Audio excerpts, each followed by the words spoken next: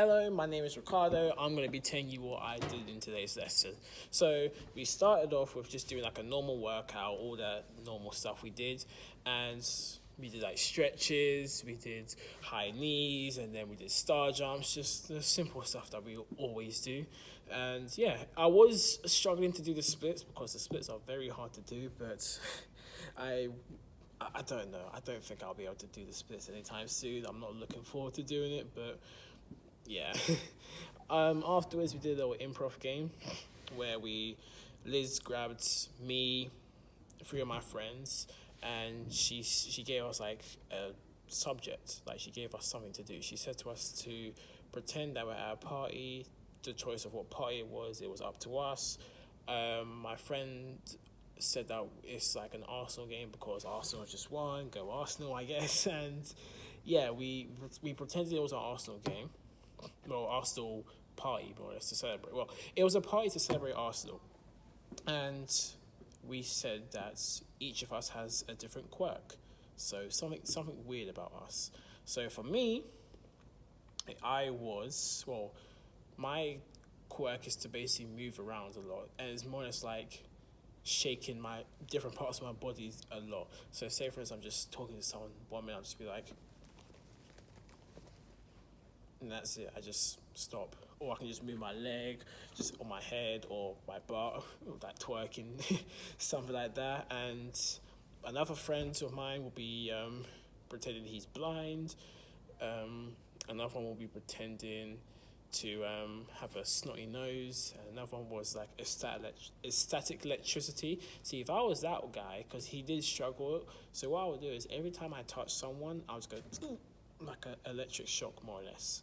And that was like the first part. So people had to guess what quirk we had. They knew it was a party because judging by like everyone partying around. So I had to walk around and say, hey, you alright? And I'd be like, yeah, I'm good, thank you. How are you? Yep, I'm doing great, thank you. Yeah. Do you want a tissue? Yeah, I actually don't know where the tissues are, but if you want one, I'll say check over there. Like, do you get what I mean? Just something like that, really. And you have to guess. And yeah, I was like overthinking it, but when I was actually on stage, I said, okay, I got this. Once I, you know, put the effort in and put so much, what's the word? I was 100% in, then commitment, that was it. If I'm committed, it's all good, yeah. So we did that, and then I found that pretty simple. Then we did another improv exercise where we had to imagine that we were at an airport, we were lost, but we had to act just like our characters in DNA. But the only thing was we can only say a question.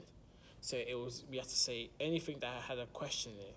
So say for instance, like I'm playing my character John Tate. He's very controlling, aggressive. So I'll be like, yo, when's this plane gonna come? Like, well, when's our flight gonna come? Like, I'm sick of tired of waiting. Okay, that's not. I see. That's one thing which I did accidentally most of the time. I kept saying stuff that was not a question. The whole thing was to say a question, but I Liz noticed this. She said that some people just ask questions. They didn't like say different stuff, like add a question mark on it, because like how to make a sentence a question is to add a question mark. So what if I just say, hey, you okay? Like not you okay, just say like hey, just saying hey, but change it in like a different hey. It's more like a not confident hey. It's not like a hey, it's more like a hey, if that makes sense. I don't know the word for it, but there's different types of questions. You get the question like, hey, do you know what time it is? Or you get the question like, all right, I will see you later, Mark, I guess. Like those sort of questions. I hope it makes sense to you. But we did that in our class. It was a bit hectic because some people had their backs turned to the audience.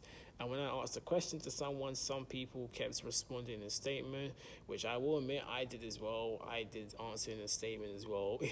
I think I did it like twice, and I was like, yeah, no, It didn't help as well how everyone was talking over each other as well. I prefer it when everyone's just like listen to one person, or just in that one conversation, having like multiple people talk about what they're on, having other people talk about their situation. It's hard to like keeping track, because number one, it's hard to listen, and number two, it just makes life easier if I just all do it together. And yeah, and the whole entire lesson after that, we go in a circle. We wrote down what was our relation like with this character or this character or this character, and yeah, we just did that more or less. And I will tell you all about that in the next lesson, because I got like a long list to tell you. And yeah, I'll see you on the second half of the lesson. So yeah.